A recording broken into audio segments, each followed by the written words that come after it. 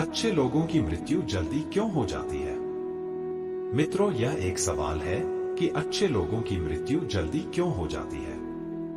अक्सर यह देखा जाता है कि अच्छे से और धर्म से चलने वाले लोगों की मृत्यु अक्सर जल्दी ही हो जाती है। शास्त्रों में तो बताया गया है कि कलयुग में लोगों की उम्र 30 साल ही रह जाएगी और कलयुग का अंत होते होते इंसान की औसतन उम्र 20 साल ही रह जाएगी।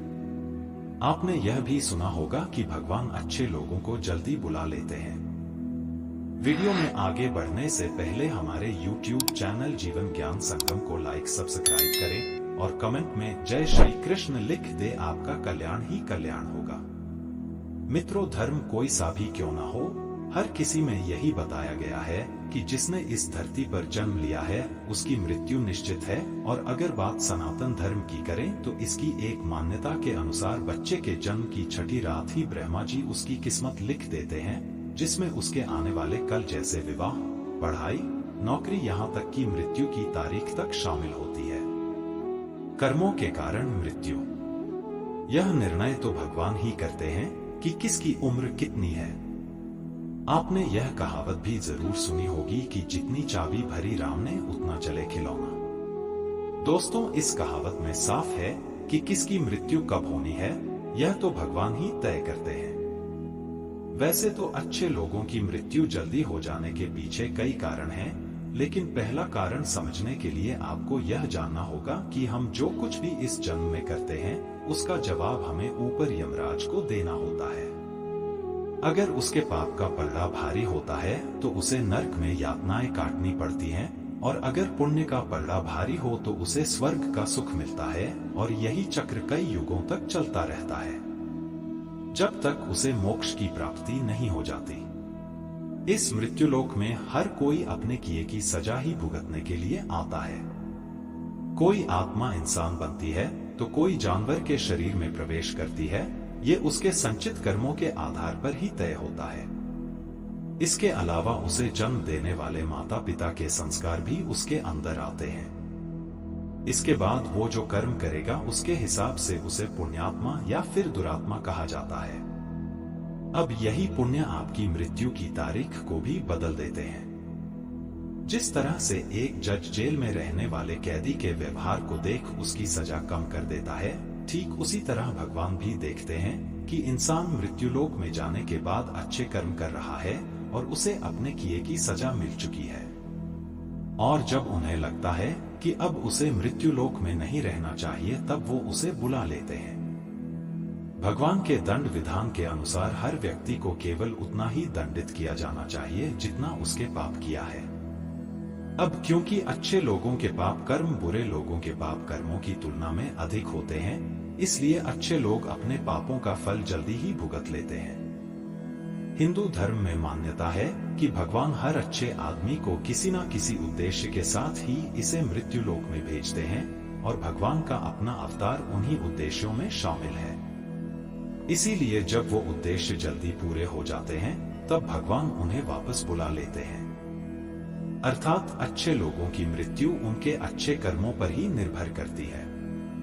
इसके अलावा आपको ये भी बता दूं कि जो लोग ये कहते हैं कि मरने के बाद इंसान खाली हाथ जाता है, उन्हें यह जान लेना चाहिए कि 3 चीजें ऐसी हैं जो मरने के बाद भी उसके साथ जाती हैं। एक है संचित कर्म, दूसरा है स्मृति और तीसरी है जागृति। इसीलिए आप अब किसी से ये मत कहना कि आप खाली हाथ आए थे और खाली हाथ जाएंगे। क्या आपने कभी एकांत में यह सोचा है कि आपको यह मानव जीवन क्यों मिला है?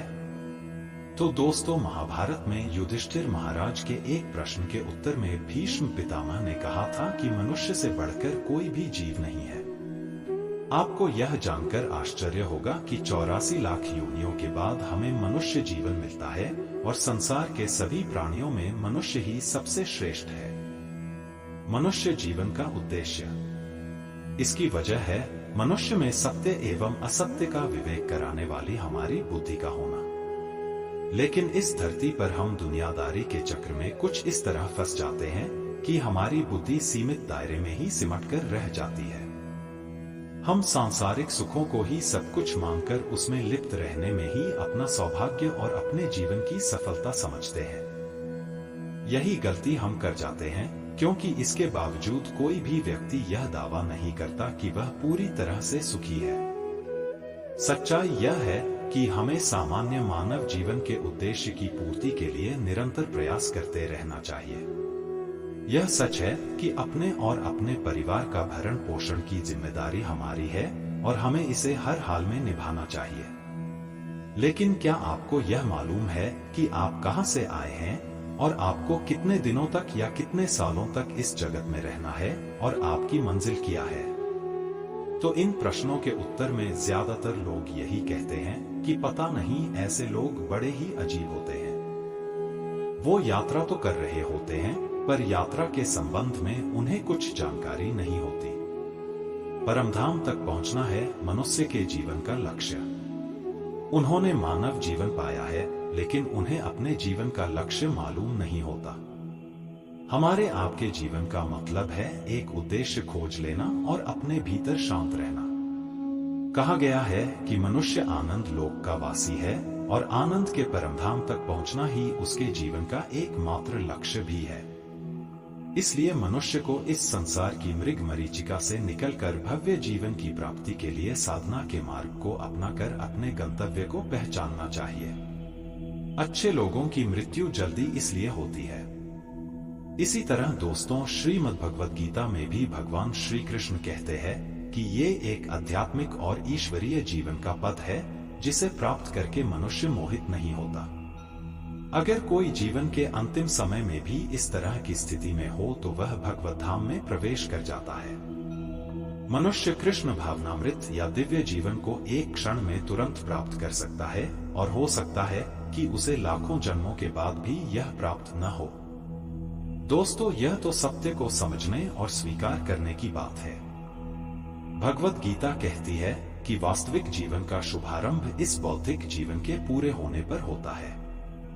दोस्तों, इन सभी बातों से यह तो स्पष्ट होता है कि हम सभी एक निश्चित समय के लिए धरती लोक पर आते हैं और कुछ विशेष कर्मों को करने के लिए आते हैं। जब हमारे कर्म पूरे हो जाते हैं और इस जीवन के लक्ष्य प्राप्त हो जाते हैं तो प्रभु हमें परलोक में एक सहज जगह प्रदान करते हैं।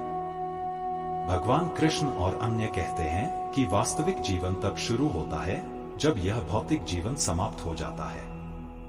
मित्रों, जो लोग सदाचारी होते हैं और जीवन में अच्छे कर्म किए होते हैं, वे वास्तव में विशेष होते हैं। जब उनकी मृत्यु का समय निर्धारित हो तो दोस्तों, उनको इस दुनिया को छोड़कर आगे की यात्रा जारी रखनी होती है।